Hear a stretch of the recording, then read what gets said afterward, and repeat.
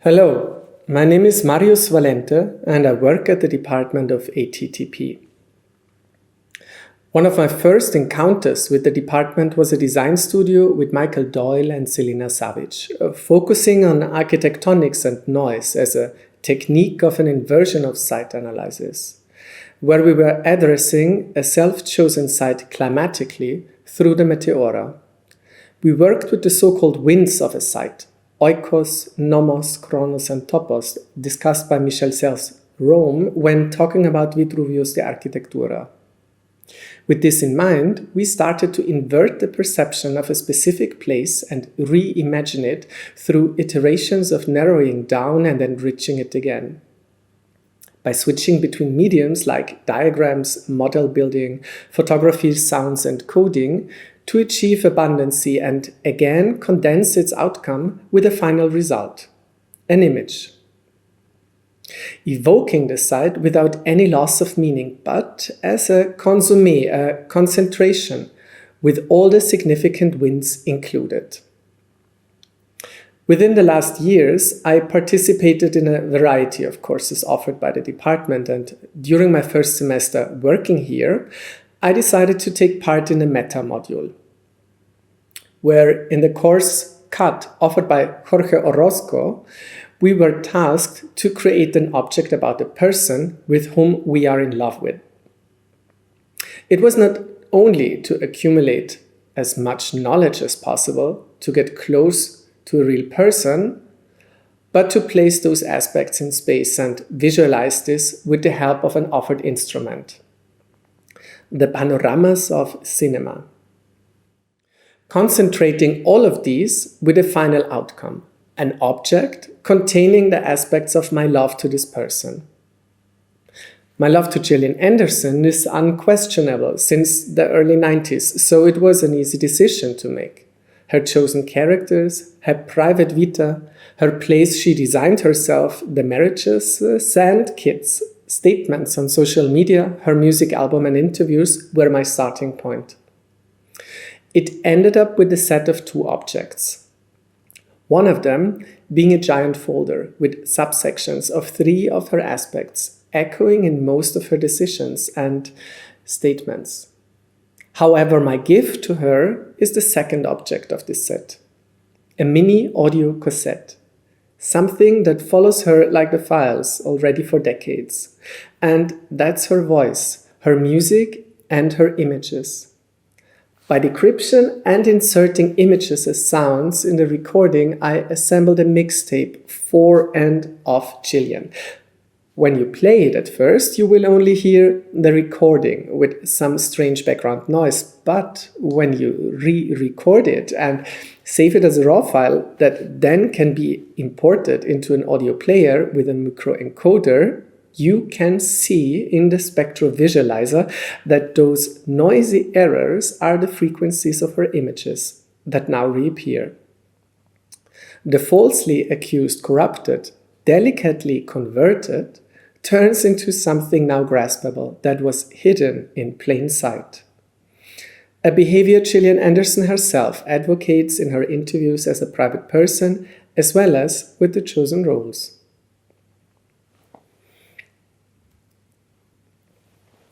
Another project was my garden hidden in resolution, in the course ACT offered by Chris Arguelles, where noise, dust, and corrupted crops play a central part as well. A course I first participated as a student and now assist. And my final outcome of the box from the course Substitute offered by Vera Bühlmann, where through different techniques of writing, we approached Gertrude Stein's The Box from Tenor Buttons. In the end, it was a hand-stitched book, a collection of the exercise texts that represent a world around what I put in the box. In my case, letters from 2 sisters, a concrete poem that reformulated was a diagnose, a theatre play, and a final piece a tale, like a nomad with a genealogy. Furthermore, this work on texts and editing evolved into another project, The Box, as an anthology, of the booklets all the students wrote during the course, with an introduction from Vera Bühlmann and Gertrude Steins, the box as centerpiece.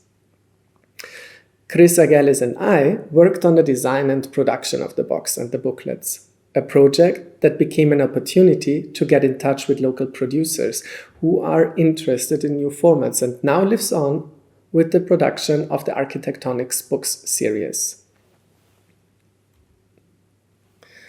Another one of my projects at the department is Gegenwartsarchitektur, where I assist Vera Bühlmann and conduct the day-to-day operations. Faced with the challenges to offer a course that used to be a physical first get in touch with offices and their practices in Vienna during the years of the pandemic, Vera Bühlmann decided to not only go virtual, but to set the table for a virtual banquet, with many different dishes to taste, with the department as a chef de table.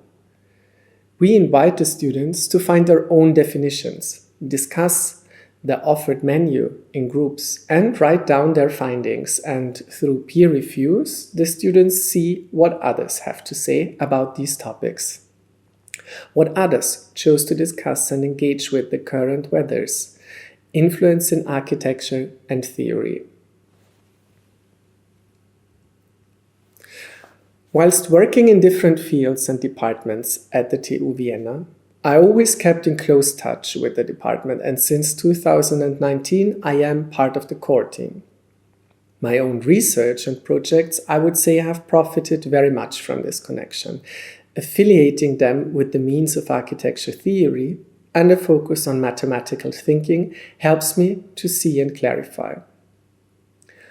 One of the influence projects was my collaboration together with the Department of Discrete Mathematics about the six-joint notion in space that the research team was able to approximate without intersections through adding multiple dimensions in the movement and work with infinite solutions within different heights of infinities. A technique I met at Elias Safiri's course, where he refers to this as building bridges, to not only focus on this first unsolvable problem, but think of something even bigger, enriched with more numbers, more dimensions, bigger infinities, and find a solution there that, in reverse, through this achievement, will embrace this obstacle. My part in this project was then to give this notion a shape. And my partner and I decided to not design a structure just to showcase the perpetual movement, but to give this notion a body and a temperament to represent itself. The thick barns first shaped themselves by moving in space and cut off where they would intersect. So the outcome will not only be the barn as not intersected, but slowly grind seductively along its own surface and make its reach in space sensible. With an inner core that almost looks like it's hiding and has sudden outbursts. This body is dangerous and enticing to touch at the same time. This notion of enrichment and conversion that becomes finalized in a chassis where all the ingredients still keep their qualities, but they share the same space. This is my companion, to emphasize without loss of the unsensed and make it graspable. Finding a distance within the exuberance where blurriness becomes clear, I would consider this conclusion as one of my favorite insights about my work at the department, nurtured by the techniques learned through mathematical thinking and my studies at the chair of Vera Bühlmann in general. And with this, I want to say cheers to 5 years of ATTP. Have a wonderful Lustrum and many more to come.